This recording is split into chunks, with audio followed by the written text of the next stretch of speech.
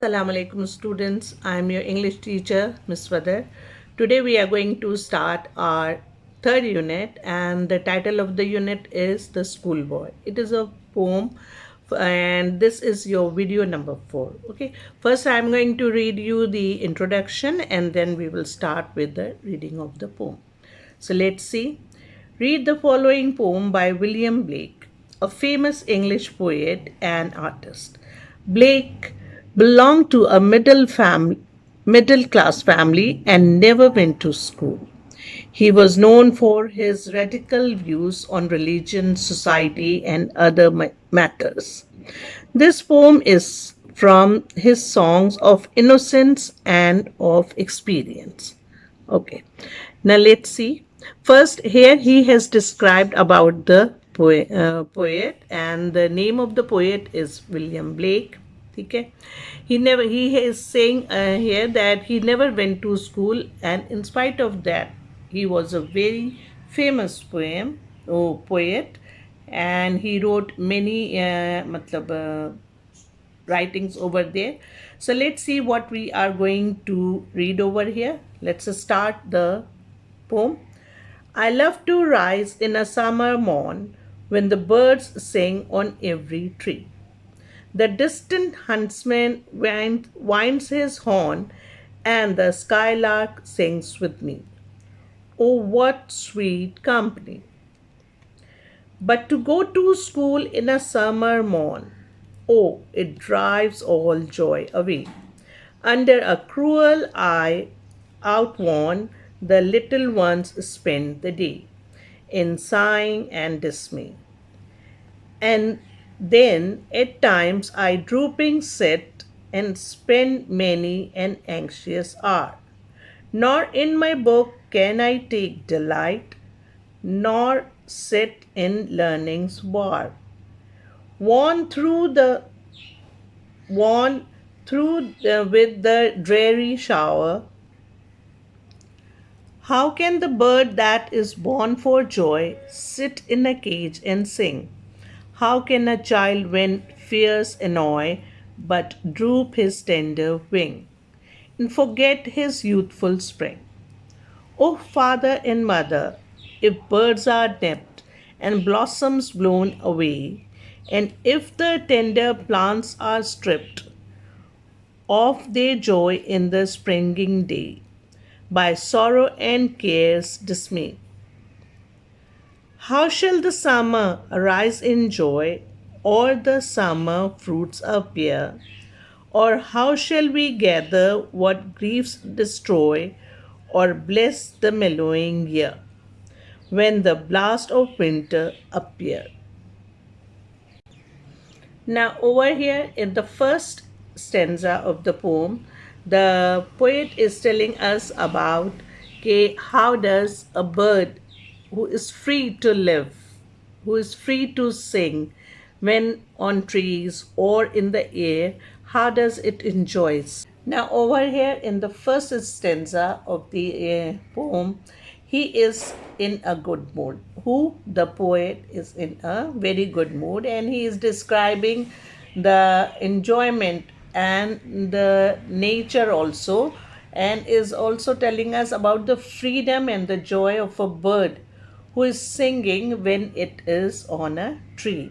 Okay, now when we talk about a bird, we know that birds when they are chirping, it seems to our ears it gives a very good company also. So that's what he is telling us here.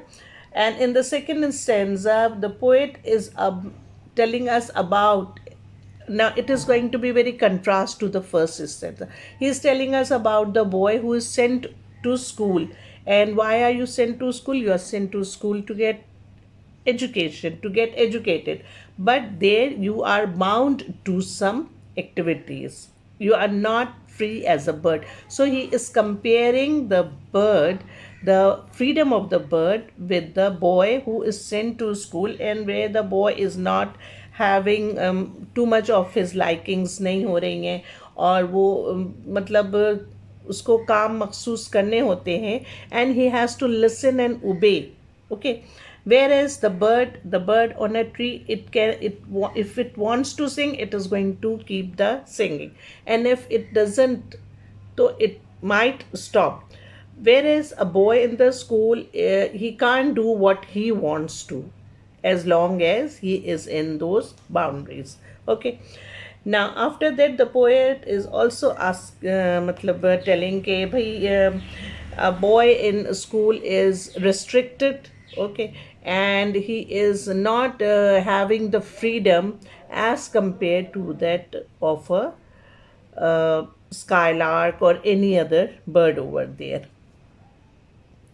And in this fourth stanza of the poem, he is asking, कि how can the bird that is born for joy sit in a cage and sing? मतलब he is asking कि भाई, अगर आप किसी परिंदे को, अगर आप उसको पिंजरे में बंद कर देते हैं, तो you might have seen this, और आपने और क्या होगा कि वो परिंदे जो हम अपने पेट के तौर पर अपने घरों में ले आते हैं और पिंजरों में उनको बंद कर देते हैं, तो they at the start when you have caged them, वो शोर नहीं करते, ठीक है, वो खामोश हो जाते हैं और किसी किस्म की आवाज़ जो है वो नहीं निकालते. So that's what he is telling us कि how can the bird that is born for joy, यानी कि परिंदे जो है वो तो चहचहाने के लिए अल्लाह ताला ने पैदा की है ना, तो ही इज सेइंग कि it won't be able to sing any more.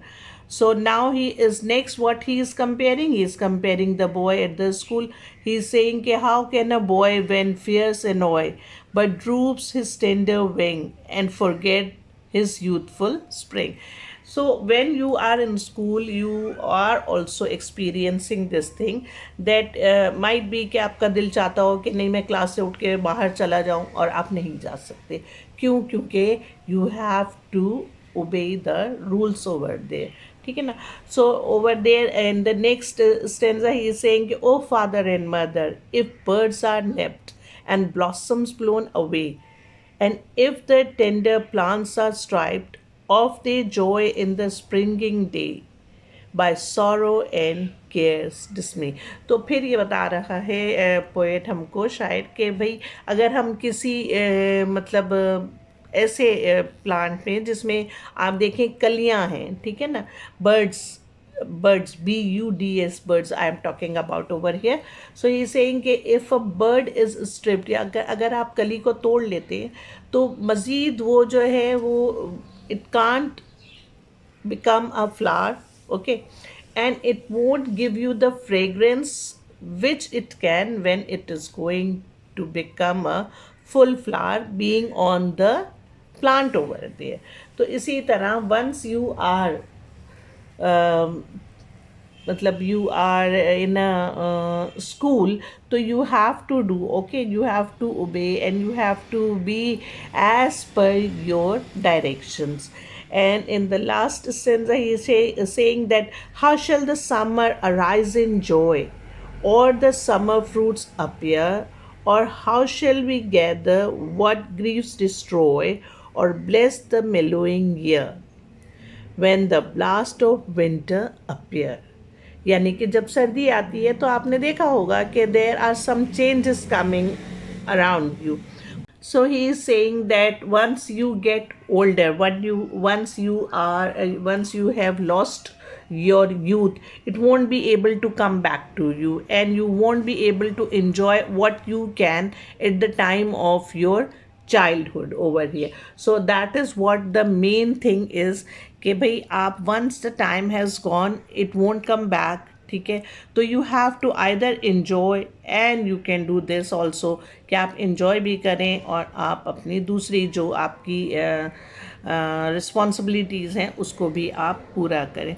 I hope कि you people have got the idea. And what I am next going to tell you is that, as we always do, we write down the difficult words from our unit. So you are also going to write down the difficult words, okay, before making the difficult words in your copy. Obviously you are going to make the title page, as we always do. You are going to fill up your index and the title page, and after the title page, the next thing that will be in the copy is going to be the difficult words from your poem. Okay, and inshallah meeting you in the next video with the written work. Till then, take care. Allah Hafiz.